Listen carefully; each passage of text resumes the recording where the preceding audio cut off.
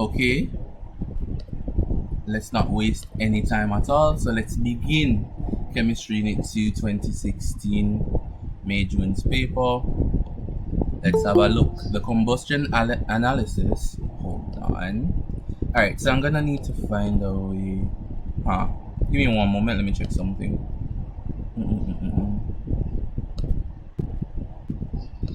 Okay, so persons are going to be joining the meeting, but I don't want to stop in the middle of an explanation. So if you're going to be joining the meeting, you can tell them to join now. Alright, if you know that somebody wants to join the meeting now.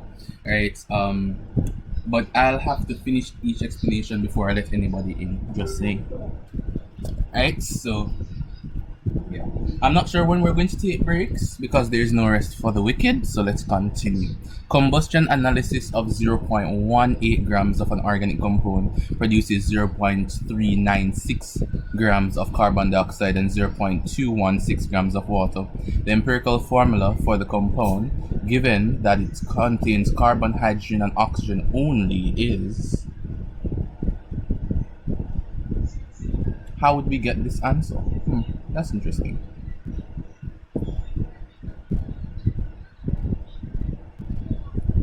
So we have compound X, and we're going through combustion analysis, which is usually complete combustion, to produce water and carbon dioxide, as we already know. Alright, so that compound, 0.18 grams of that compound produces that amount of carbon dioxide and that amount of water. So if we do the mass ratio, we could probably get a mole ratio. Not sure. What are you guys going to do for this answer? Can somebody step up?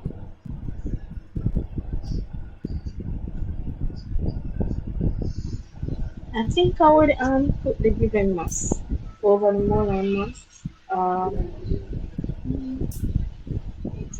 Yes, I think I'll put the given mass over the molar mass and divide by the smallest number here. So you're saying that you wouldn't write an entire equation, you would just take the masses, right? So you're going to have compound. No, it's probably have to write equation because you have water and carbon dioxide, and you need to know probably you need to know what the molar is people need to know the number of moles for carbon, oxygen, and hydrogen individually. Alright, so we have 0.216 grams of carbon dioxide, and we have what? Wait, no, that is for water. My bad. That's for water, right? It's not erasing. I guess I'll have to use this function to erase it. Alright. So we're looking at from this perspective, we have 0.396 grams of carbon dioxide and 0.216 grams of water specifically. Right, in mass, and we have 0.18 grams of X specifically. Right, so you're saying that we need to find the number of moles that exist within this system, and you're going to take the mass divided by the molar mass to find the number of moles of water and carbon dioxide that exists. That's what we're saying? That's what I'm thinking. So carbon dioxide is 44 grams. Wait, let me see. Is anybody in agreement? Should we do this?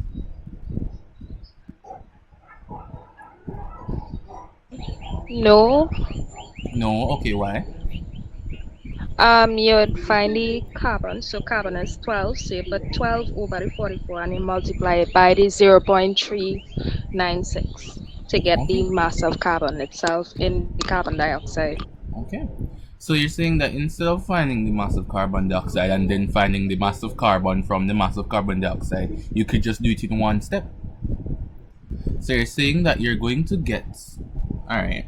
Well, let me see what you said. Alright. So you're saying that you're going to have the mass of carbon, the mass given over the... Wait, repeat what you said. You have the mass of carbon dioxide divided by 12? That's what you're going to do? Yeah, you put in the 12 over 44 and then you're multiplying it by the total mass of carbon dioxide. Because we'll eventually have to do with this, you know, right? Get the mass of carbon.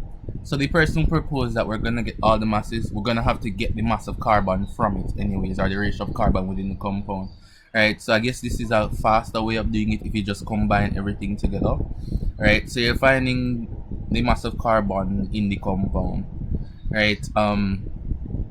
it's similar to finding a percentage per se, right? But you're looking at it not in 100 per se, but in the total mass, right? So what would be the answer for this? 12 over 44 times 0.396. I'll over calculate calculate or give me what's the answer for this?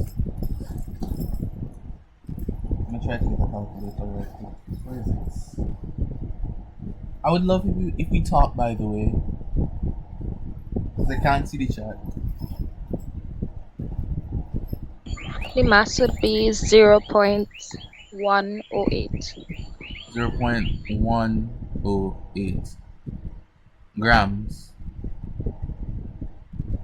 Yeah. Grams of carbon specifically. Alright.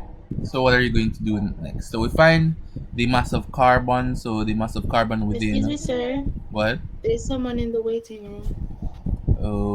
Okay. Alright. Okay. I want you to finish explanation, right? Because I don't want to let in anybody in the middle of an explanation to disrupt anything. Alright, so let me just let in everybody right now and then restart my explanation. I'll let in persons when I'm finished. Alright. Thanks for letting me know. So we have carbon dioxide. Well, we have the carbon within carbon dioxide, right? So this is from CO2. And you're saying that the mass is 0.18, sorry, 108 grams, right?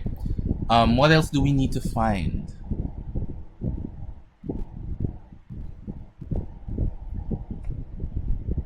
What else are we gonna find? Go ahead.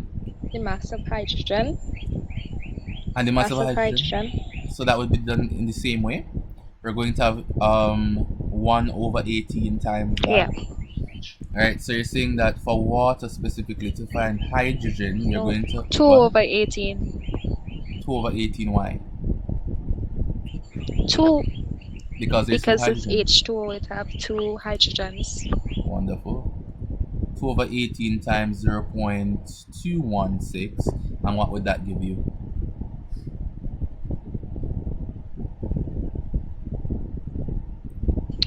Zero 0.024. So in H2O, the mass of hydrogen will be, repeat.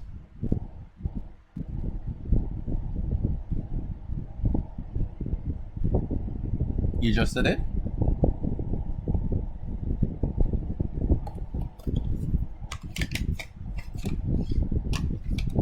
We're gonna 0.24.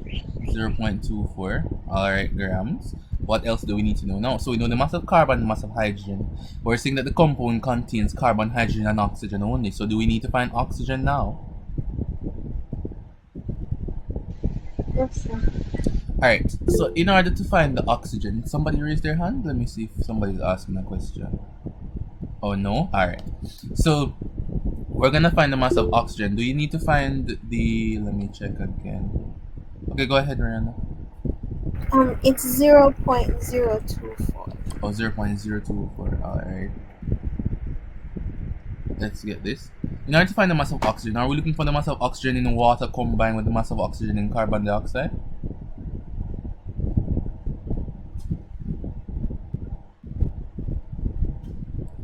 We're looking at the overall oxygen that is produced from the combustion. Right? What is a combustion reaction? Isn't the combustion reaction... Oh, I made one slight mistake up here. Isn't the combustion reaction... Right, compound X, right? Plus oxygen gas. So we're going to find out the mass of oxygen that was in the compound per se. If we have the mass of hydrogen and the mass of carbon, right, we should be able to have a remaining mass that is in X, that is oxygen, right? If you have something like that. But how do you find the mass of oxygen in the compound? I mean, if you noticed, well, I want to ask you guys, how do you get it? You would take the total mass of the compound and then minus it from the sum of the carbon and hydrogen. Alright. So we're saying that from the 0.18, I'm so sorry, the board is getting crowded, but I'll just erase everything because we got our masses already. So erase all of that real quick. Right, so I don't think we generally need those now. Okay, so we're saying that we're gonna get our mass of oxygen, right? Well, the compound has oxygen, carbon, and hydrogen. So if we minus the amount of carbon and hydrogen, the remainder must be oxygen. Alright, so it makes sense. Alright, so it's making sense so far. Let's see. So sum these, what is the sum of the carbon and hydrogen? So the mass of carbon It's and 1.0.132. It's 0.132? That's what you said? yes. Wait, I'm not hearing you. I'm not sure what's happening. Oh yeah, 0.132. Sorry. 132. All right, grams. And you're going to take your 0.18, minusing that 0.132. What would be your answer? 0.048. Answer is 0.048. So are we now saying, can we now say that the mass of oxygen within the compound is 0.048? Right? So having all of these would give us the total mass of the compound. Right? And yes, I could just probably circle the answer and move on, but it has no use to you if you actually don't know what you're doing. Like if you don't know how to do it. Because most persons here will move on going to higher chemistry and biochemistry and stuff like this. You'll need to know how to do this on a daily basis. Right? So alright. Okay, so that's that. So how do we find the empirical formula now? I guess you could do a ratio. Wait, no. Before you get to the ratio, divide each of them by the smallest number that's there, and then you could do a ratio. Alright, a mole ratio, right? Okay, so we're saying now that we have all the masses, we're gonna divide it by the smallest number, well, the smallest mass, right? So that's what we're gonna do. Let me get back compound X here. Right, so what would be the smallest number that we have in this array here? 0.024. 0.024. Wonderful. Alright. The paper just doesn't have space. I hope it's not confusing to anybody. 0.8. We're gonna divide that by 0.024. We're gonna get 0.024 divided by 0.024 as well. That looks like a 9 a while ago. And we're gonna get 0.048. I'm looking at the answers that we'd get from this already, it seems. Let's see if we get a plausible answer. What's the answers for all of these? The first one is giving me 4.5. Okay, so it's giving you 4.5. Everybody else agree? Everybody else get 4.5?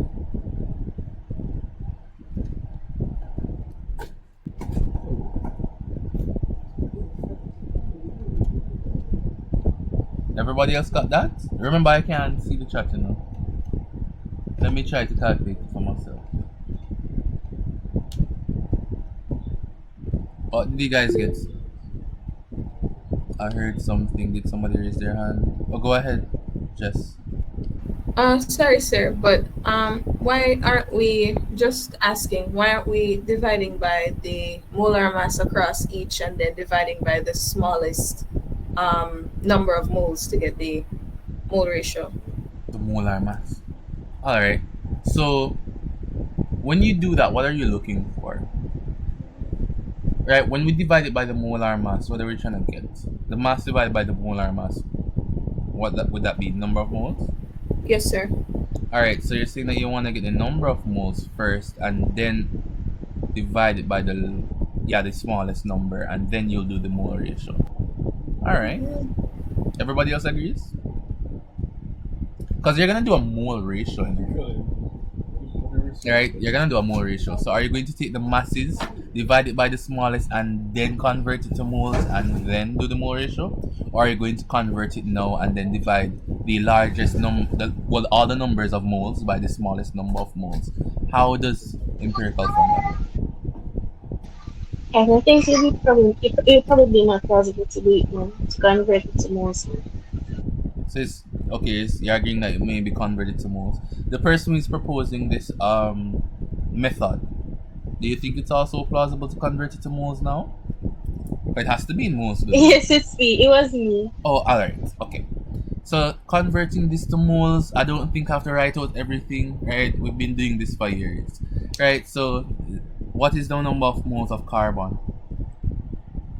Well, of carbon dioxide, you'd have to find the number of moles of carbon dioxide specifically. So that's interesting. Because what we have here is carbon, hydrogen, and oxygen.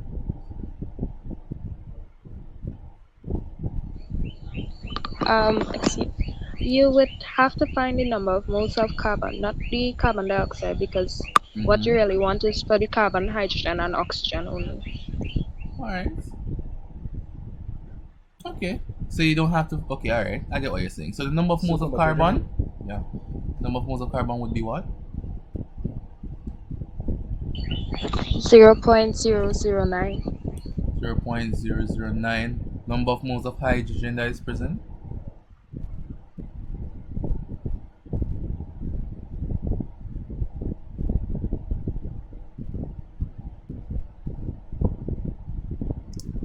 0.024. 0.024. Alright.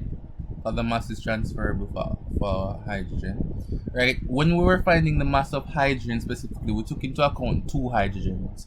Right? So some persons may say that this may be the mass of one hydrogen and you have to times it by two. I think we already did take into consideration the two when we're calculating the mass of hydrogen. Right? Another thing that you'd have to note that if we find the number of moles of carbon, that would be the number of moles of carbon dioxide because there's one carbon in the entire thing, right? If we remember things like solubility product and common ion effect, how those things work. Even though it's not a salt, the concept still applies, right? Now, if we have that now, what are the mole ratios for X and oxygen over here?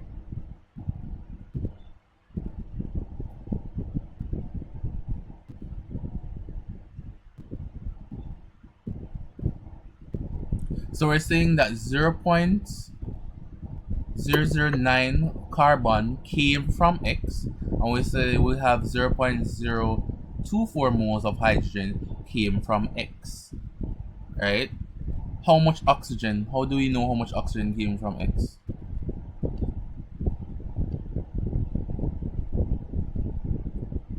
You're using the 0.048 and you're dividing it by 16 to get the amount of moles of oxygen. Right, from X, right?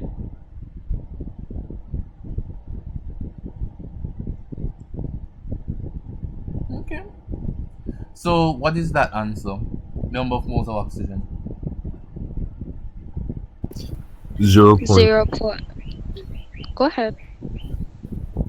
0.003. 0.003. Alright, moles. Right, remember that all of these are in moles per se. Right? But that moles, right? The mass of oxygen that we have there, that's the mass of oxygen where? That was on X, right? The number of moles of oxygen within X, would that matter? Alright, continue the method.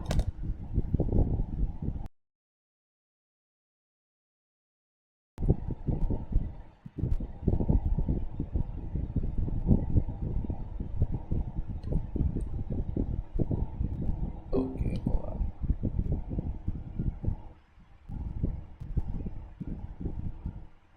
One moment, I got disconnected.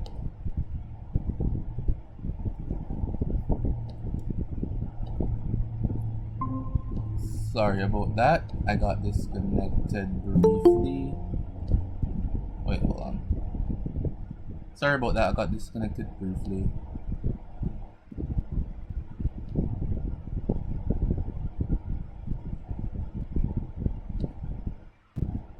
Alright.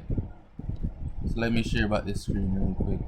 My apologies. Alright, so what are we doing here now? So continue the method. Go ahead. Somebody raise 2016. Go ahead. Just continue like nothing happened. Go ahead. So now we do the more ratios. The more ratio. Interesting. Alright. So we don't know how much moles of X is there and how much moles of oxygen. Yet we can do a mole ratio. Alright. So how will we do this mole ratio?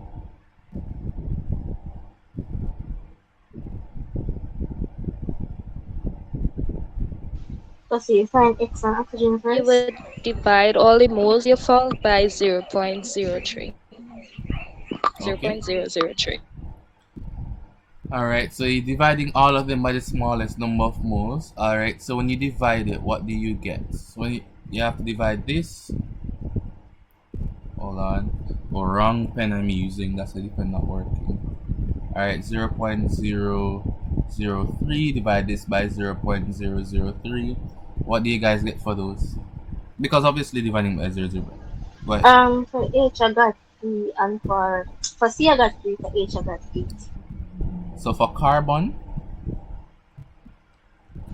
Yes, you that's got 3. 3, and Uh-huh. hydrogen is 8.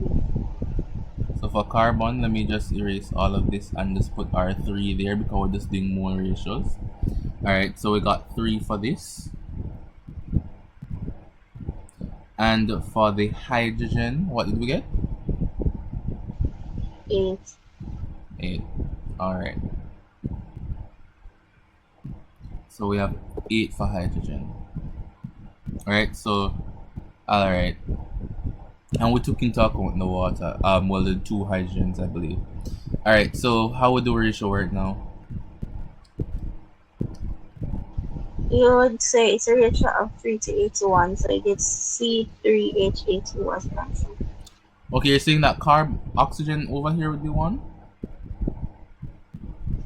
Yes, if you divide 0.03 by 0.03. Wait, hold on. How did we get that mass? In order to get the Excuse me. mass, go ahead. For oxygen, would it be 7 since the total number of oxygens on the left is like 14? So Exactly. So I think you should really do that, right? When you're looking at it from that perspective, right, you could just balance off the oxygen, right? But remember that oxygen still is within the compound itself, right? I think what we used here, right, the mass that we use here for oxygen to find the number of moles of oxygen, right, is the number of moles of oxygen present within the molecule X. Wasn't that what we did? Yeah. Alright, so if we're saying that within the mole ratio, one of the moles would be oxygen, right? So oxygen would be present on compound X, right? Then the rest of the oxygen would be attributed to oxygen right here. Right, so I was about to say dioxide, right? But it would be contributed to the oxygen out there, right? This method is a bit tricky, right? But okay. Alright, so the mass of oxygen, well, not the mass of oxygen, the moles of oxygen, what did you say it is again? Just using the mole ratio that you guys got. You guys got what, 7 from it? So how many oxygens over here? That's 6. That's what? Go ahead. The moles of, well, the whole number for oxygen would be 1. So the empirical formula would read C3H8 oxygen, and the 1 is understood. Okay. So at the end of the day, right, getting oxygen, right, I think would probably be redundant at the end of the day because we already found that there are like 3 carbons here and there's only one thing that corresponds with 3 carbons. So right, based on the fact that you already got the 3 carbon, right, working onward would make no sense, right, to me. So we're just going to be working with A then. So what would A be?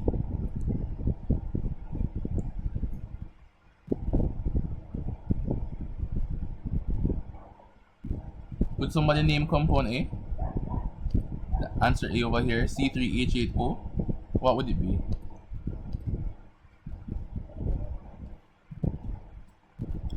trust me, you're gonna be naming these again. Sooner or later. But Propanol? all. Sorry, Alright. propanol? Well, it could be propanol, right? You just have to look at it. It's an empirical formula, so it could be an alcohol, right? It could be aldehyde. It could be a ketone, right? So it's based on the way you look at it. Because often empirical formulas, they can't really guess. You can't really guess. So you can form multiple different functional group isomers out of the empirical formulae. So which of the following compounds show optical activity?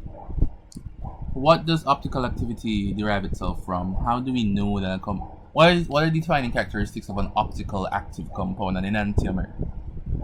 As you guys know enantiomers already. Would it be an enantiomer or a diastereomer? Which of the isomers will be optically active?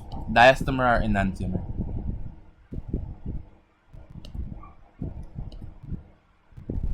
So could you repeat? Enantiomers. Okay. I was asking which isomers would be optically active, and Miss Sue said enantiomer. Alright. And what is the defining characteristic of an enantiomer per se?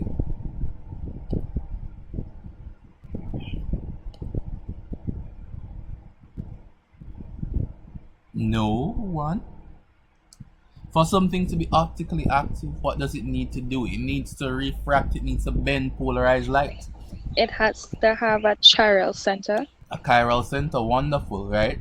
And you can either form L or I think it's L or D isomers, right? And they can form racemic mixtures when they're in a 1-to-1 ratio. All of these things about isomers, right? If anybody remembers any of them. So it has to have a chiral carbon. What does chirality speak to? That the central carbon has 4 bonds around it. The central carbon has 4 bonds around it. Wonderful. Right, so let's say that we have a random carbon here. Right.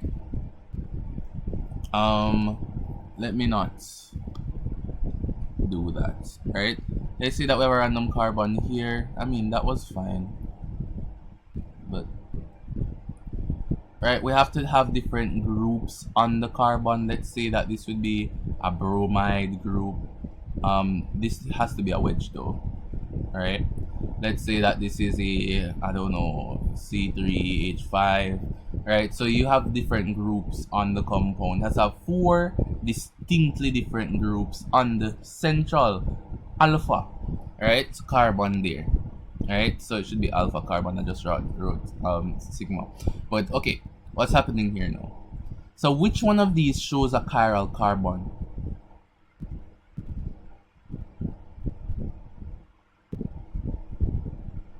One and 4. Alright, so we're saying 1, the chiral carbon. We're looking at this carbon here. It has a methyl group attached. Alright, it has a hydrogen attached. It has a OH attached. It has a carboxyl group attached. So that is chiral. 1 is wonderful. For 2, the double bond is already sketchy. Right, but let's look at this. We have a OH, we have a H, we have this. Wouldn't be chiral. That 4, not 2.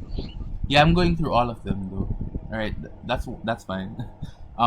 Here now with this central carbon, it has a methyl group. It has a hydrogen. It has a chlorine, but it has another methyl group. You can't have 2 of the same groups. So the best one, as was stated before, is 4 here, right? As a hydrogen, and it has 2 halogens. Well, 3 halogens. Is it 3? 1, 2, 3. Yeah, 3 halogens, right? So that's fine. So 1 and 4. Alright. Pentane has the molecular formula C5H12. How many possible isomers does this compound have? 3. 3, you sure? Are you sure? Are you sure that it's 3? We just said that a while ago. You sure? So you brave enough? Information to be if I'm wrong. Oh, But anyways. so you're brave enough to say it's 4. It's 3. That's what you said, right? Okay. Yes. Alright. Anybody's brave enough to challenge her? Says 3 presents. 1, 2, 3, 4, 5.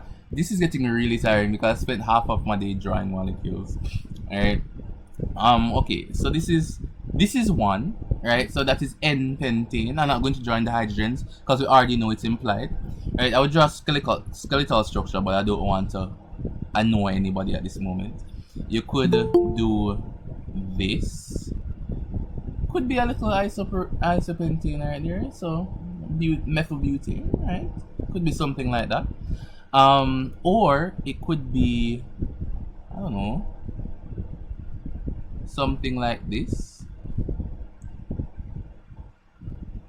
Alright? It could be something like that, but all else doesn't really amount to anything. Right? All else would be a different isomer, right? Well, it wouldn't be a different isomer itself, but it would be a different structure of generally the same thing. Right? So it should be around 3. 3 is nice. Alright. Which of the following compounds is hydrolyzed by water?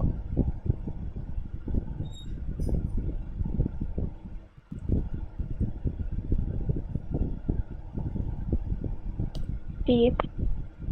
I have a feeling that people are getting shy and what you said? C? As in cat?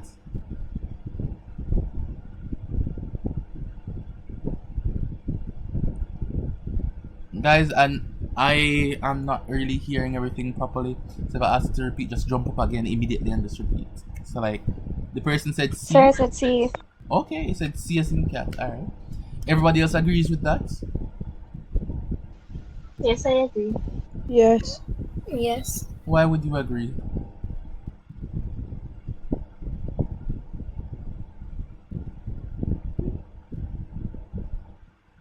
I'm just asking why. Why would you agree with that?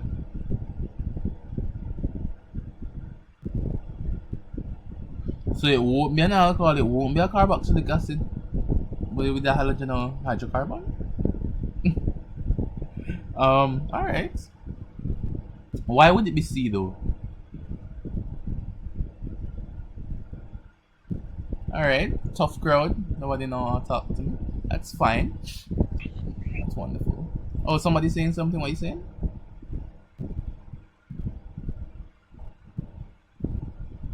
I don't want to spend hours here now, so right. Just going to move on if we're not going to say anything. Which of the following statements about polyunsaturated oils or triglycerides is false? Let me hear the answers. Which is false? B. B. Alright. They produce diglycerides. Alright. Hydrolyze produce diglycerides specifically. Alright, now everything else should be fine because triglycerides could undergo some amount of saponification. Right? Some amount of just focus on some amount of saponification. Right, it's fine. They do undergo hydrogenation to produce margarine, and that would increase the shelf life for all my Cape food students out there. Right, so it should be fine. I should have done that in, Cape food people do it too. Right, hydrogenation and all of these different chemical reactions. Alright, so let's look at this. An alcohol is treated with acidified potassium dichromate, right, and the resulting mixture gives a positive triiodoform test. Which of the following structures best represents the alcohol used?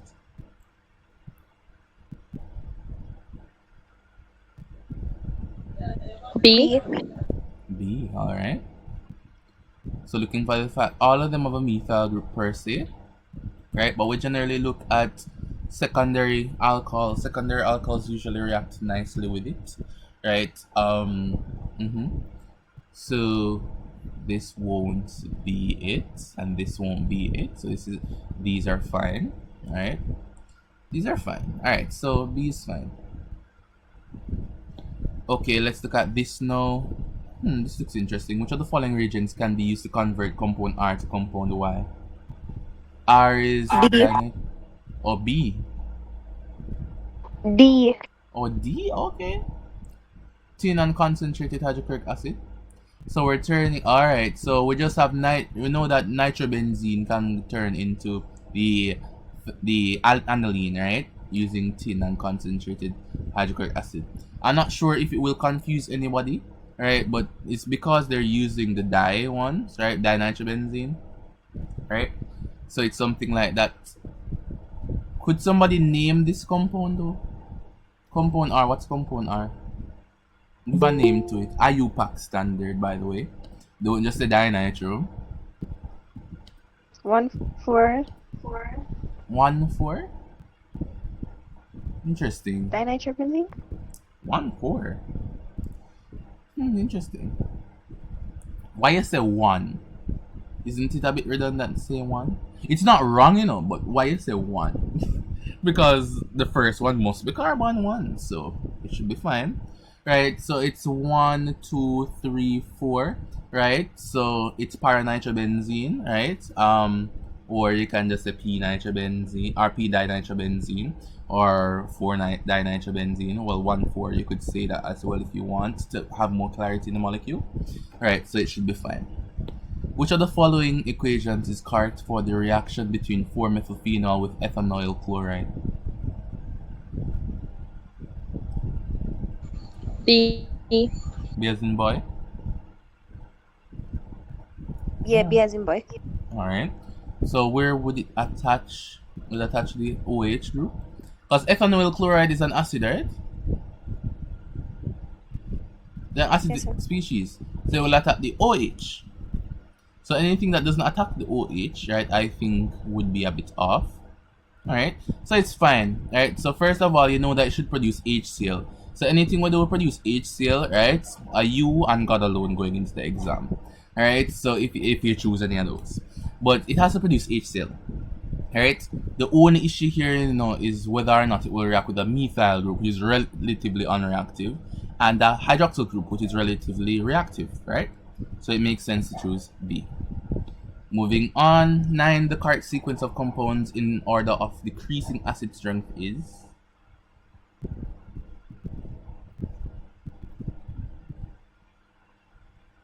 It will take too long now. C. C. Alright, decreasing. So you said that R has the greatest strength. Alright, so R has the greatest strength, then Q, then S, then P. Alright, so we agree with that. Should be fine. But these are carboxylic acids, therefore R and Q has to come first. Right? R has a halide, right, within it. Right, so it would actually be a electron withdrawing group. Wait, hold on, it would be an electron withdrawing group, wouldn't it? Alright. Which one is the best answer here? Let me see. Which one would decrease acid strength? Because we're looking at the fact that electrons are delocalized across the molecule and we want to maintain that delocalization. And if we're moving the electrons from the carbonyl, alright, so it's fine. So R come before Q. Does S come before P? Let me check. Oh, those would be donating groups. Absolutely not. So S would be stronger, than P. Okay, so that makes sense. 10. Which of the following compounds does not give a white precipitate when shaken with cold ethanolic silver nitrate? A. A. Why? Because the Cl group is directly on the benzene ring, and no reaction would take place if it were to be substituted by something else.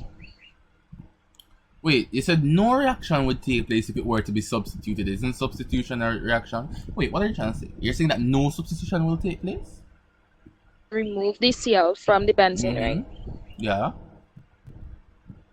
So that will not take place. That's what you're saying.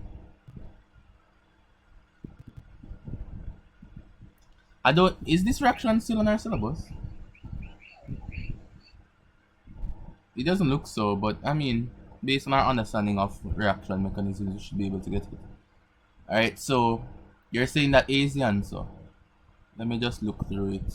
Compounds does not give a white precipitate. I mean, that will give one. Alright. Okay, so we're saying that A is the best answer. Alright. Let's look at this 11. Which of the following sets of pH values is likely to be for the amines X, Y, and Z respectively?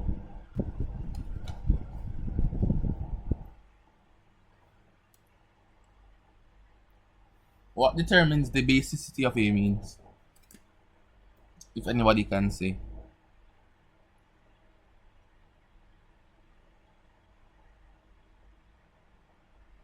The availability of the lone pair. Alright, so the more electron withdrawing groups that are present on the molecule, it makes it a weaker base, wouldn't it? So we want to have central charge on the nitrogen specifically. Right, so which would be the strongest base here?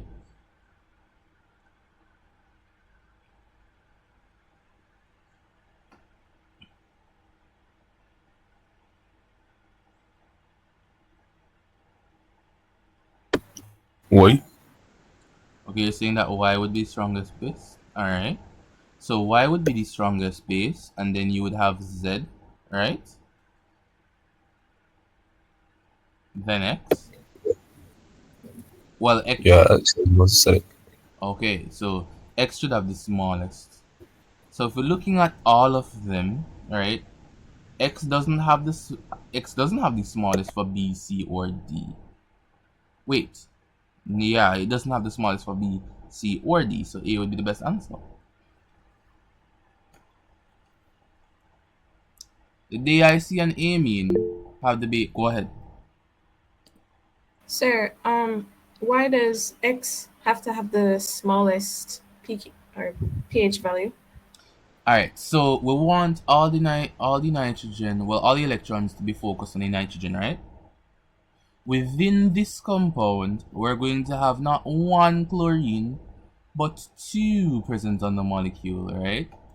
Let me just R it out. Right, just put an R there. R and, well, this would be hydrogen, right? This would be hydrogen. Should be. And this should be hydrogen. Let's run my chlorine properly. These are withdrawing groups. So chlorine tends to induce a negative inductive effect across the molecule as it starts to drag electrons within the molecule towards themselves, right? So it decreases the availability of electrons here, since electrons will be moving closer, right? Moving across the molecule closer to the more electronegative areas, right? And it's not the electrons themselves moving, If we have chlorine like this on this molecule and nitrogen here, we want these electrons to stay. But when chlorine starts to polarize this bond, and obviously the pole will be this, that's dipole arrow, right? So here would be positive, and here would be a slightly negative, right? Slightly negative, slightly positive, remember that?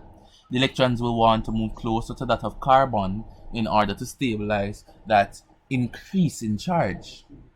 So the electrons will be more closer to carbon, right, than to nitrogen, and that will weaken its capacity to donate electrons, which a Lewis base should, right?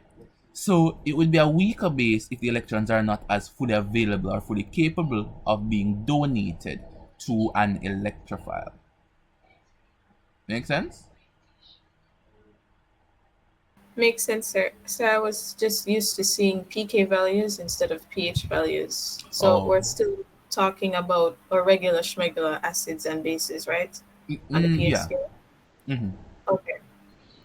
All right. Oh, if I would, well, the pKa would have been the opposite, right? Well, in values per se. So I understand how that would make it slight hiccup. Where are we now? This question we're at? We're moving slow, man. Alright, so 12, the halogen alkane, whatever this is, when treated with aqueous sodium hydroxide, undergoes a wonderful. Substitution of reactions are my favorite. Which of the following reaction sequences shows the mechanism of the reaction? First of all, what type of halogen alkane is our halogen alkane? Tertiary. Tertiary, wonderful. And what type of substitution reaction does tertiary go through? SN1 nucleophilic substitution SN1 unimolecular. unimolecular substitution reaction, which is of the nucleophilic nature, right? Because when we have two flavors, right, SN1 and SN2, we're working with SN1. What does SN1 involve?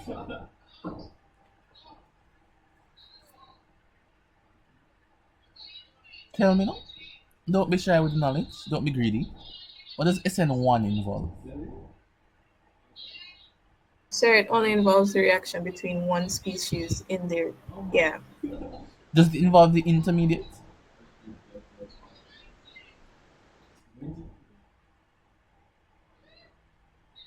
Yes. Yes. Okay. Alright. Everybody agrees? SN1 involves an intermediate? Somebody needs to tell me what is happening here now. The intermediate would be the carbocation, right? Okay, alright. So it'd be an intermediate. Wonderful. So you would have that, right? The carbocation intermediate. Within SN2, we don't generally have a carbocation intermediate, so it's fine. Right? So what we're working with now, we have already ruled out A and B, right? By understanding what an SN1 is and that our tertiary halogen alkane goes through SN1 reactions. Now, which would it be? C or D? D. Okay, how do you tell? How can you tell?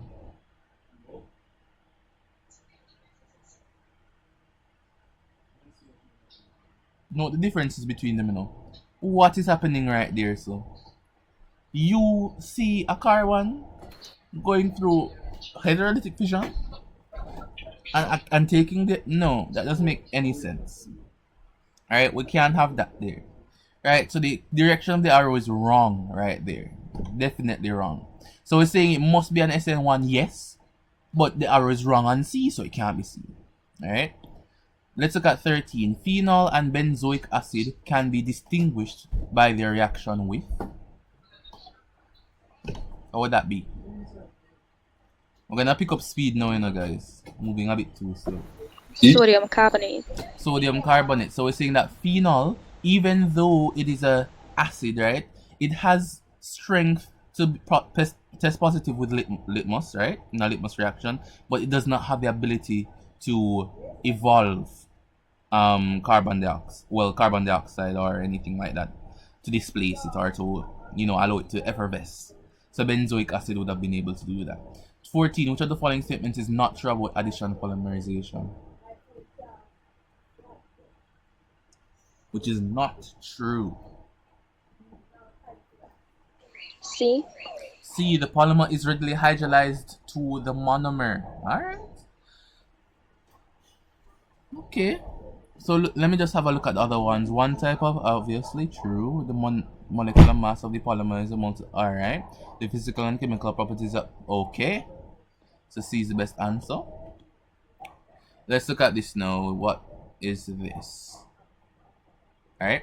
15. Which of the following polymers have the repeated unit shown above?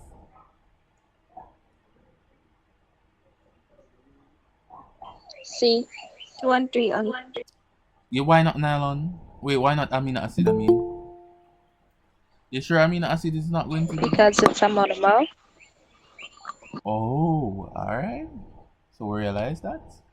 Because amino acids are monomers, so they can't have repeated units. They themselves, right, are constituent units. Right, so we have to have 2 and 3. Which of the following statements is not true about the detection limit of an instrument? Which is not B. true. We said who? B? Yes, sir. Is equal to standard deviation? Obviously not. So it has to do with sensitivity. It is expressed in parts per million, and its lowest concentration of the analyte would be detected. That would be the detection limit, right? The lowest concentration that can be detected by it, right?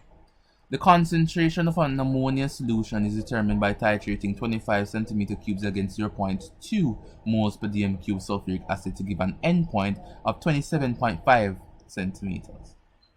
Alright? The concentration of ammonia in moles per dm cube is given by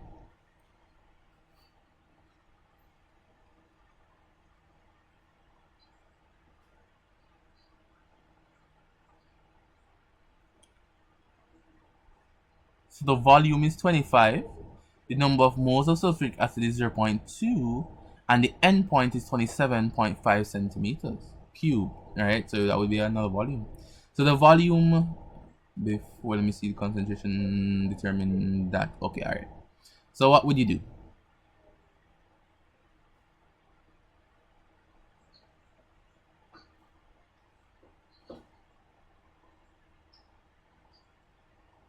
Everybody lost?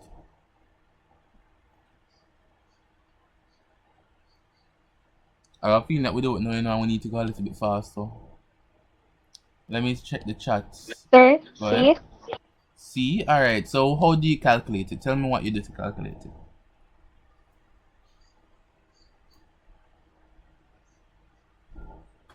If you tell me what to do to calculate it, then we'll just plug in the values and it should be fine.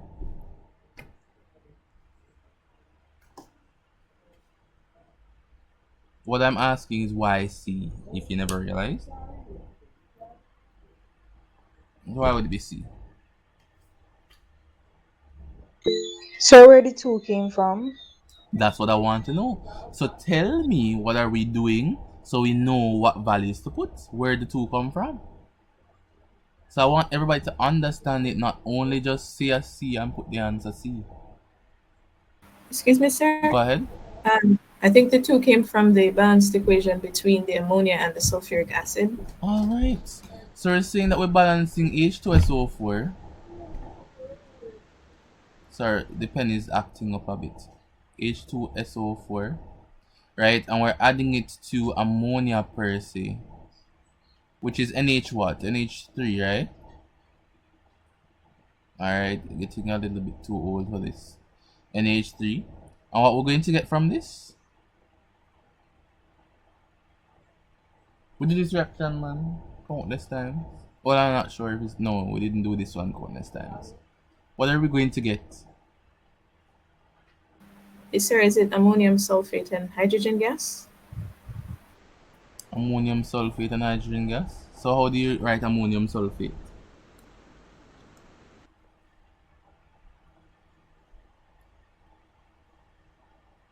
Chemical formula. Sir, NH4 in bracket Okay. 2SO4. Alright, so NH4, right, in brackets 2SO4.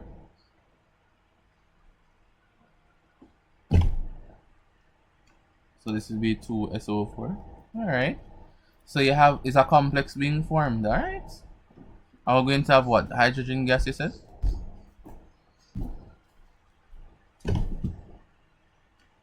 And the acid and a base, I guess it would be a salt and hydrogen gas. Right? So we have hydrogen gas there, right? So what's the mole ratio between the two?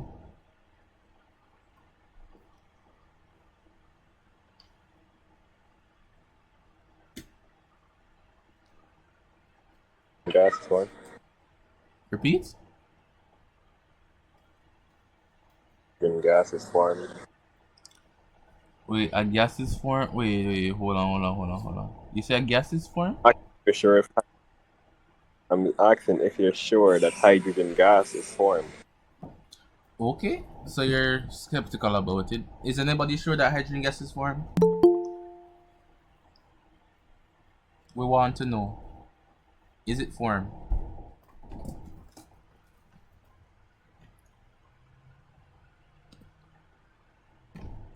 Or wouldn't it just be a complex? I think a complex, yeah. So no gas. Yeah. Alright, so no gas will be formed. Alright. So we're thinking, we're moving, we're on our feet. Alright. So what would be the mole ratio?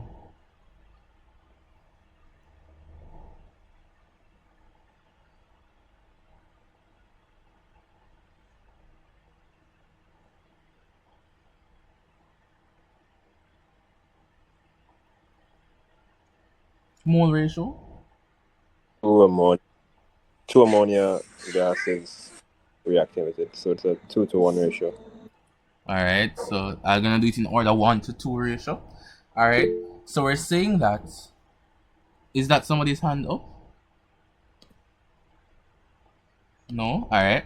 So we're I saying don't know. here now, right, that we have two ammonia, right, and we're saying, well, 2 moles of ammonia, right, and we're saying that the concentration of solution was, well, the concentration of ammonia solution is determined by titrating 25 centimeter cube against 0.2 moles per moles per dm cube sulfuric acid. So we're looking at the concentration, isn't it? Go ahead. Is somebody saying something? Somebody's mic is open, so I'm not sure if they are saying something. Alright, no? Okay. So we're looking at that. So you're saying that the 2 will come from the mole ratio. So we're going to have 2 times 0.2 times the 27.5 divided by 25. Is that true? Does everybody agree with that? To get the concentration of ammonia? Concentration is equal to Yeah. what?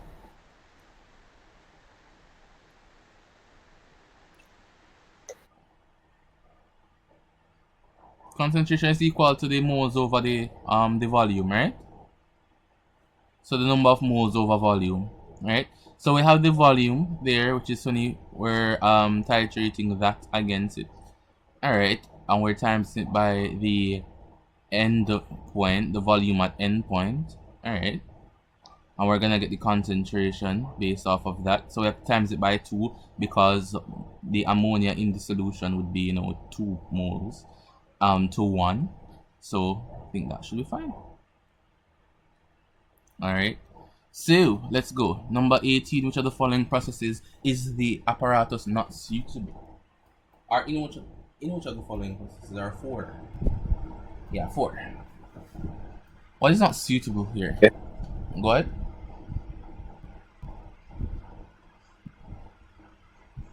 Repeat for me, please. A as in apple. A as an apple. All right. You hear me? I'm hearing you. Yeah. So A. Okay. All right. So what is this setup for? This. That's a heat reflux. Okay, it could be heat reflux. All right. Yeah, it looks like that. It looks like heat reflux. All right. Interesting. Reflux.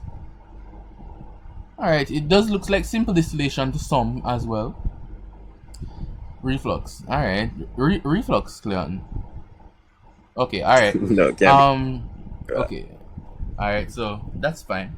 So what do we determine, or what is used as a principle for separation here? What is the principle? In order to do these questions, we have to use a principle, What is the principle governing Sorry, this what did you say? separation? What is the principle governing this type of separation? How polar substance is? Well, how polar the substances will translate into their boiling point, wouldn't it? Alright, so the boiling point of the substance. So when we have generally 2 substances, right, 2 miscible liquids, right, with different boiling points, we can separate them through some type of distillation setup like this, right? So that's simple distillation. Things like crude oil, fractional distillations, when you have multiple things within one mixture. But if we just have 2, like you throw some acetone into water, we can simple distillate. Right? Really, really simple. Alright? So let's have a look at this, right? So the conversion of phenol, okay, obviously A. I don't think A makes sense. But the conversion of butanol to bromobutane, right? Butanol and bromobutane would have different boiling points due to their polarity, as the person stated, right? The oxidation of propan-2-ol to propanone. We know that ketones are extremely volatile compared to the alcohols, and then we have oxidation of methanol to methanoic acid. Right, we're gonna have different well, it's gonna be it's not a huge difference, but we're gonna have a difference in boiling point here, right? So the conversion of phenyl for phenylamine, right? So why didn't you just alanine, right? To benzene diazonium chloride. So that should be fine. Number 19, let me just let somebody in the meeting real quick. Oh, it's Ruth. The star of the day. Which of the following inaccuracies may be eliminated by calibrating a measuring instrument?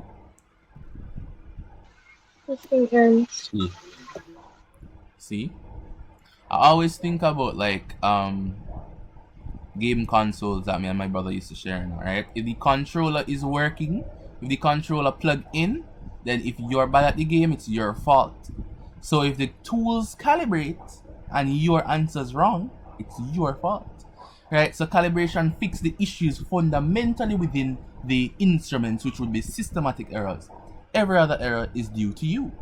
So the only thing that is fixed through calibration would be systematic errors. Right? You can't fix anything else. Alright, number 20. In an electronic transition in the UV visible region of the spectrum, a wavelength of 450 nanometers is absorbed. Planck's constant and the velocity of light is given, even though it probably shouldn't have. You guys should know these. The energy of the corresponding photon in joules is... How do we calculate the energy using here? What is the equation we're using? E is equal to HF, where F is...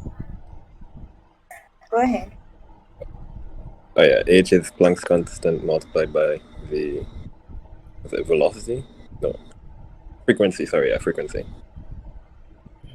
Wait, hold on. What's the equation? E equals H what? H multiplied by V. Oh, okay. Planck's constant multiplied by... Okay, so Planck's constant frequency. multiplied by the frequency. Alright. So the energy is And then there's another which relates frequency to the... What do you call it? To the wavelength and the speed of light. So that would be C. Sir, E equal H over lambda? Yeah, E is equal to what? HC over lambda. H over lambda. Yeah. Yeah, lambda. Alright, you could use lambda. Sorry about lambda. Okay. I would prefer that you use lambda, I guess, based off of the fact that these are the symbols that we use generally within the scientific community for stuff, right? So lambda, alright, so what would be the answer?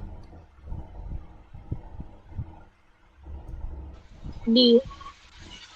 Alright, so somebody said B. No, B as in that. As in dog, alright. Okay, so we're saying we have to have Planck's constant times the speed of light. Alright, and we're gonna have to divide it by lambda, which is the wave number. Do we agree with this, or some persons fundamentally disagree? Everybody agree? Not hear from nobody, no? Agree. Agreed. Alright. So I want to make sure that each question is fine. Which of the following sets of regions in the electromagnetic spectrum is in the correct order of increasing wavelength?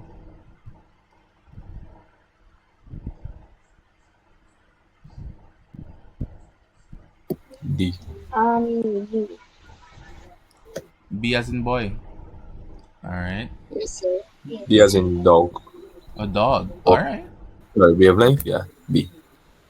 Okay, it's increasing, right? If it was decreasing, then it would be that. Alright. So which of the following types of electronic transitions would not produce absorption in the UV vis region of the spectrum?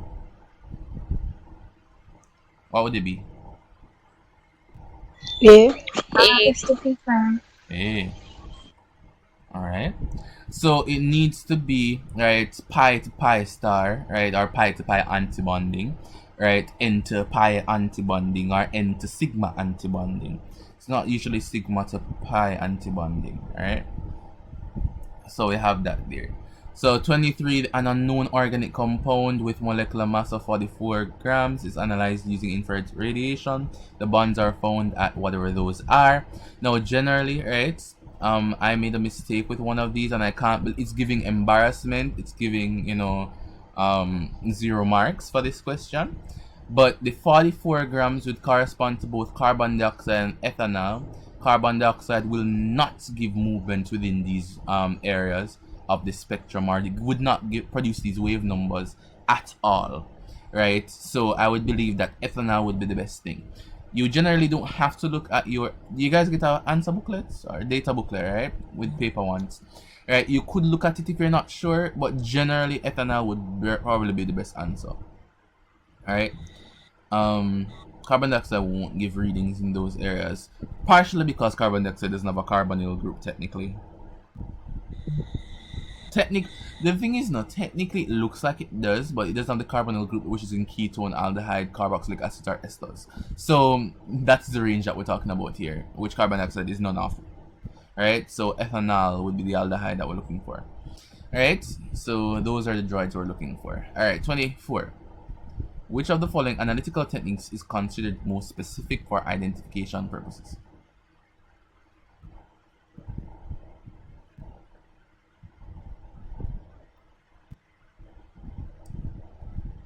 A. Okay, alright. Okay. So if you think of it like this, thin layer chromatography we use to figure out whether or not these substances are different. Right, then gas chromatography, we can use it to separate these substances. Then we put the gases that we want to find within UV spec to figure out which functional groups are there. And then we use mass spec to figure out the exact structure of the molecule via fragmentation. Right, so mass spec is usually most precise. Right? So I have that there. Which of the following pairs of compounds do not absorb infrared radiation?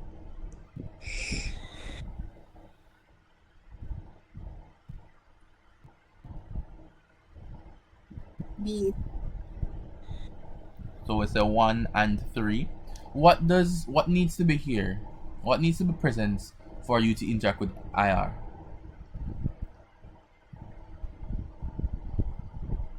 For it to be IR active, what did you need to have? You need to have a change about that. Well, you need to have a dipole change when vibrating or when moving, right?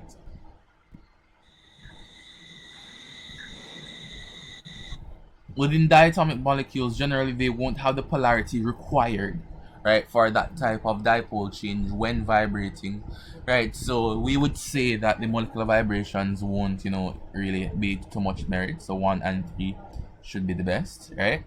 Number 26, infrared spectroscopy is widely used to monitor atmospheric pollutants. Which of the following atmospheric pollutants is not usually monitored by infrared spectroscopy? B. B, alright. Carbon dioxide flies under the radar sometimes. Alright, so you could have that. Is everybody fine? Everybody else is fine? Ones in the chat if you guys are fine so far. I agree that we need to pick up the speed, but I just want to know that everybody's fine so far. Let me check the chat real quick. Nobody? Are you guys fine? Alright. You guys are relatively good. Now this question, how many carbon atoms has compound R?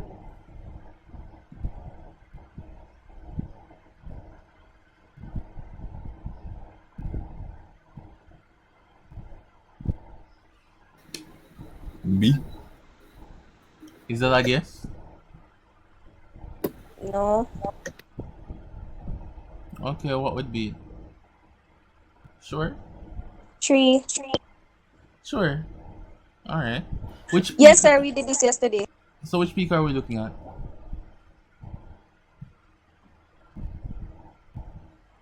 Yeah, we did it yesterday. Right, so we're looking at 3 here. When we divide, what number do we divide by 12 to get the 3?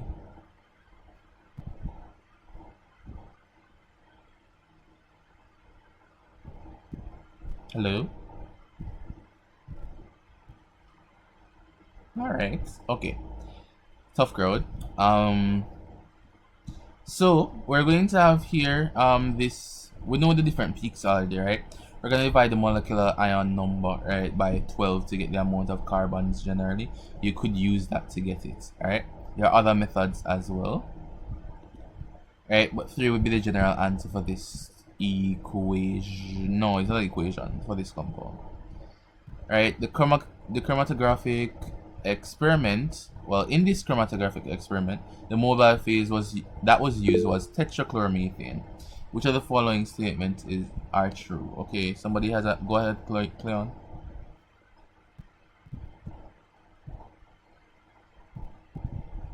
What by what? What? Wait, what do you mean by what by what? Cleon? The number. What do you? Yeah. I was asking you guys which number we divide by 12. Like how? 57. 57? Alright. And what is 57 corresponding to? Which peak is it? M+1. Alright. So here now, in the chromatographic experiment, the mobile phase was tetrachloromethane.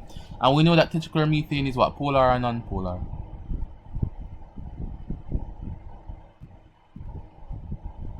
Polar or non-polar?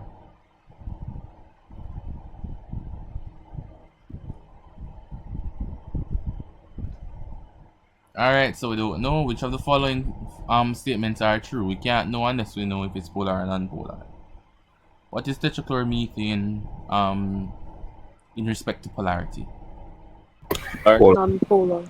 So it's non-polar. So why you guys didn't just unmute and say non-polar immediately? If you're unsure, just still say it. You have to be wrong and strong sometimes. Alright, so we have that. Non-polar. So what is happening here? Somebody give me the relation. Give me the breakdown. What is what and why? So everybody can hear.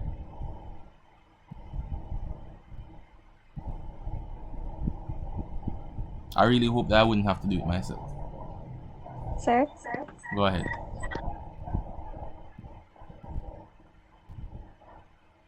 Go ahead. Sir, so the answer, sorry, Go ahead. sir, so the answer would be 2 and 3. That component A is more soluble in the stationary phase. And Right. 3, that component B is more polar than component C. Alright. So let me see if our answers are valid. Alright. So we're seeing that alright, A would have the least or the lowest RF value, so that makes sense. The relationship makes sense. Is B more polar than C? Sure.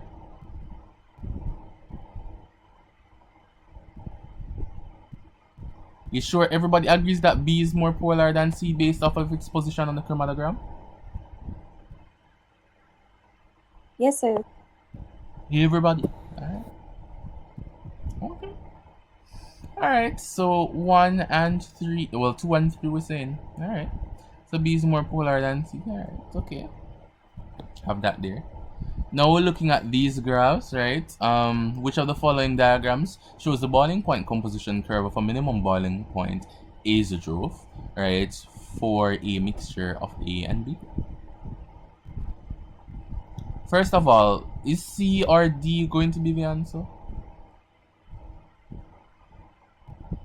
No, Why?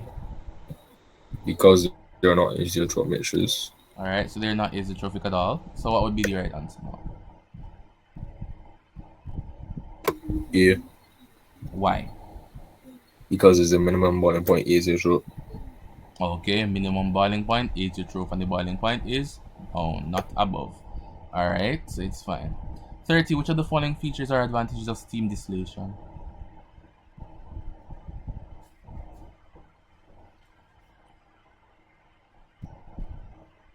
All of the above. Okay, reduce pressure, that makes sense. Compounds do not decompose. Well, I mean, that's why we're using it. And it provides safe. Okay. Steam distillation. Alright. Anybody disagree with this?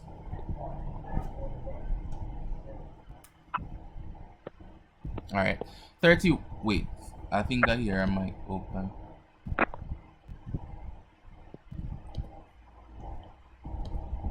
Alright, so let's go. The extraction of aluminum. This is a CSEC question. Right? So I won't even bother with it. I'm just going to answer it. The extraction of aluminum is an electrolytic process where the electrolyte used is purified or dissolved in cryolite, right? Which of the following descriptions is true of the use of cryolite? What is it? Just to make sure. Taking too long, Reducing the man. melt. Alright, beautiful. I heard the answer. Thank you. So reducing the melting point. Literally, I'm saying that it's a CSEC question because this was one of the CSEC question papers, right? This question. So they just threw it back there. Alright, 32. Which of the following substances are the main impurities in bauxite? Silicon oxide, go ahead. B. B. So we're saying that iron oxide and silicon oxide are the main impurities within here.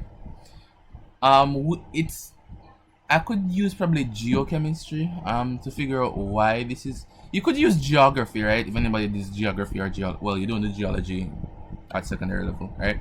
But geography to understand this, where you find bauxite ore, right? There's not gonna be a lot of calcium oxide generally within it, or you could just have read the textbook and realize the answers, right? So B is good. Chlorofluorocarbons undergo homolytic fission by being exposed to ultraviolet light in the stratosphere, right? So which radical could result from this? A. Okay. All right. So I think we're at a dispute here. So we're saying that A will be the better one to do this, right? The bond strength as we decrease as we go down, as we descend, I mean, the group of the halogens, right? Does the bond strength increase or decrease? Okay, I think that's too much unit 1 for you guys, so let me not ask that question. Alright, based off of it, right, which one would have the stronger bond? Right, basically it's bond strength, but do you think chlorine will attach stronger or fluorine would attach stronger? Because one of them has to go, right, based on the radical. But we're looking at which one of these radicals could be a result. If we draw the molecule, I think it would be a little bit easier to see if you draw the molecule. See FFCl. That is the molecule. So which ones would be plausible? Right, which ones would make the most sense? So you're saying that once you're out with the light, right? Where is it going to break? C to Cl bond. C to the Cl bond. All right. So you're saying that that's more reactive. All right. So remember we're using ultraviolet light, right? All right. Everybody else agrees?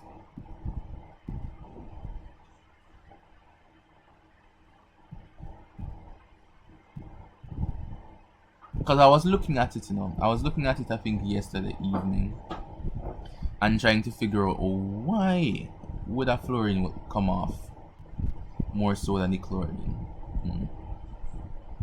I think the chlorine may be easier to remove, to be very honest. So I may have to fix an error. 34.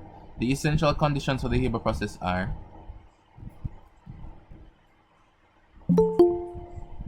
Excuse me, sir. Go ahead. For 33, are you absolutely sure that the answer is A? Or you're going back to check it over? And absolutely sure. You see, okay, I'm going to check it because I looked at answer C, I think, yesterday, right? Wait, what's the answer C I looked at? Let me check. That's 2, that's 3. Alright, I was looking at answers B. Alright, I was looking at answer B yesterday, right? And realizing that we have to figure out, right, which one would be the best radical, or which one would be the radical that may occur, more easily, because different radicals can be a result. It's not like it's only one radical could be the result. I don't think that, right? So we're looking at which one would be the best. Within the syllabus, it speaks about the electrolytic, well, not electrolytic, it would be the homolytic, right? Fission, right, involving chlorine a lot more than that of fluorine. But it depends on the process itself. Did you guys look at the process?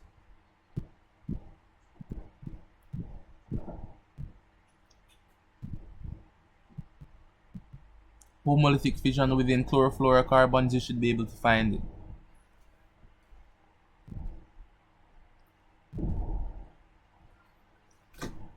So which radical could result?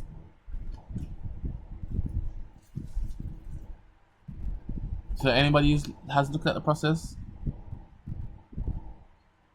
I'm gonna have to go over the process and check. All right. I was thinking A because Go ahead. you know what I'm seeing with chlorine. Usually the chlorine that I have in the textbook being removed. Oh, in the textbook, does the chlorine being removed first? Because I think the chlorine would be removed more easier, right, than the fluorine per se. Because the fluorine is gonna hold on to those electrons for its life, right? Fluorine is literally the most the strongest electronegativity. It has the strongest electronegativity on the entirety of the periodic table, right? So I think that it would probably hold on for dear life. It's kind of hard to like reduce. Well, it's kind of like hard to remove electrons from the most electronegative element on the periodic table. So I would think that that would make sense. But obviously, it will actually take the electrons with it, and form a fluoride ion. But I think that chloride ions would actually, well, chloride radicals, right, would actually be better, right, and actually have a more stabilized molecule with that. So I think A may be the better answer. But if it's bothering too much, I could see if I could go to the textbook. But if it's a textbook, then that I'm gonna look at, right? Mr. Cleon already said that CL would come off, so I would actually consult the same textbook. So we're going with A for now. 34. The essential conditions for the Haber process are, what would that be?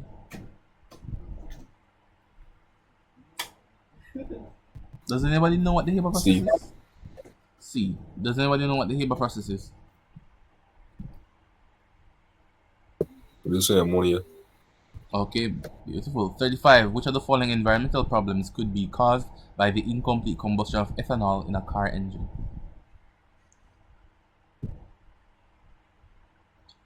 You just have to know what incomplete combustion creates.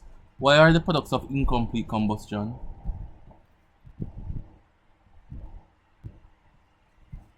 Carbon monoxide.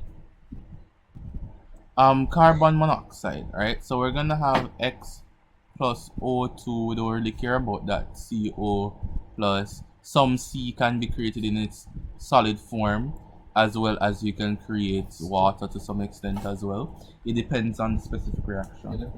Right. Right. So looking at that. So we're seeing CO. So what is the most important molecule? The molecule of interest is carbon monoxide. Is that what we're saying? And what is carbon monoxide? Is a photo? Would it go ahead? I said yes, I think that's it. Right, and okay, so carbon monoxide is the molecule of interest we're looking at, right, and that will contribute most to what? Global warming. Global warming. All right, so we have that there. So which of the following products is not produced for commercial purposes by the electrolysis of concentrated brine? Oxygen. Oxygen, wonderful. Compounds of sulfur and well, such as sulfites, and are used in food additives because they.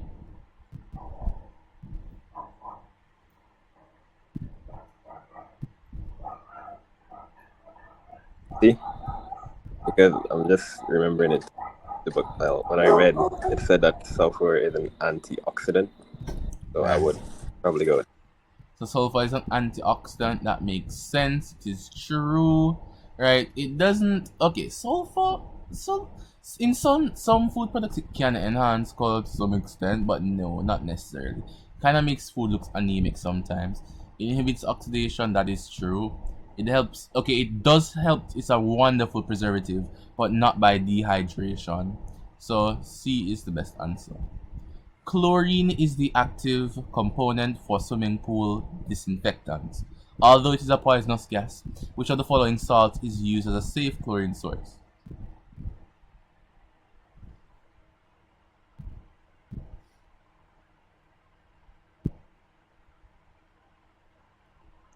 I'll be honest, I'm not sure on this one.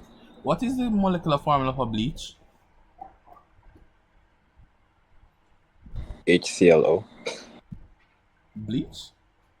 Wait, hold on. What? Isn't bleach a Isn't that it? salt? Unit 1 probably messed up. Nah, that's fine. Chemistry itself messed up. It's not your fault. But okay, alright. What would be the best answer here? The safe source of bleach? So I think that's alright. So I'm not sure whether or not this would be taken into account. Alright, but which are the following salts? Alright, we're looking at salt. Is this a salt? I mean, technically all of them are salts, so it should be fine. But which one of them are normally used as a safe chlorine source? Somebody tell me now. We don't want to spend the entire day here. What's that C in the chat? See, sodium perchlorate, right? Isn't that what we use for bleach and stuff like that? I have a question. Did they use A to make bleach? You can't. Or you could take a bottle. I am no way advocating this, right? No way. Or you could take a bottle, right? And pee in it and leave it for like 6 days, and you know that's gonna decompose into ammonia through ammonification biology. And then you throw. I'm joking. If you throw bleach into it, it's going to be a wonderful cleaning agent, but it may or may not be harmful. So I do not advise you doing that. But it's interesting, right? That's all I'm gonna say. 39. Which of the following chemicals are added to the final product? Final product water in the what is the final product water? Okay, let me reread. Which of the following chemicals are added to the final product water in the desalination post-treatment stage? In desalination, what are the processes in desalination? After we treat it, what do we do now?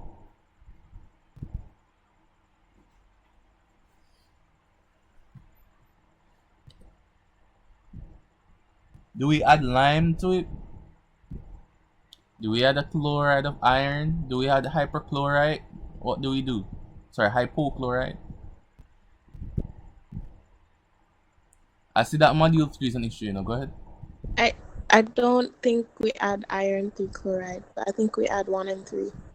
Alright, so we add lime. So it could be used to balance the pH, and then we could use hypochlorite as a part of disinfecting after desalination. Right, so after we desalinate the water, we're gonna be treating it now, right, to make sure that it's safe for general usage and or consumption. So 1 and 3 I think would be the best answers. Thank you. Alright, let's look at this now. W would most likely be I was thinking ammonia. Ammonium salts. Alright, so we know that after some amount of death or decay, right, by organisms, right, it may or may not produce, well, it will produce, obviously dead organisms. And flesh and those type of things are made out of proteins, and proteins have amino groups in it, right, and through deamination by Clostridium, right, and some plasmodium, as well bacteria, as well as generally, those are denitrifying bacteria, right? They will actually break it down, right, into actual nitrogen within the air. So it will denitrify in a way, right? So it would be ammonium salts. So it's kind of an ammonification can occur as well, right? So through ammonifying bacteria, then denitrifying bacteria. So it should be fine. 41. In which layer of the atmosphere does ozone act as a pollutant? Sure. Repeat, I didn't hear. Troposphere A. Troposphere. Wonderful. Alright, which of the following resources are normally associated with the formation of photochemical smog? All of the above. Alright. So, in order to create the photochemical smog, we're gonna need nitrogen oxides, right? Volatile organic resource. Well, where are we going to get nitrogen oxides from? So we're gonna need both of these, and we're gonna need some, extra kick from the sun as a type of condition required for this photochemical smog. Alright, 43. Which of the following compounds is not a primary pollutant? A. What is a primary pollutant? The ones that are directly emitted into the atmosphere. What's a secondary pollutant? Pollutants formed in the atmosphere from the reaction of those primary pollutants. Alright. So we know that nitrogen dioxide can form other pollutants. Wait, hold on. Is A the answer here? Oh yeah, A is the answer. It's not a primary pollutant. So we know that nitrogen monoxide can go and create nitrogen dioxide that can, create different types of hydrochloric, well, not hydrochloric, sulfuric acid for acid rain and stuff like that. So it can be concluded from the graph that, so we already stated that nitrogen monoxide would be a primary pollutant. And we stated that ozone and aldehydes can be secondary pollutants. Did you guys know that ozone kills? Like, ozone is deadly, but it's important for our ozone layer to protect us from solar flares. Okay, let's move on to the question, right? So what is this right? So 1 and 3?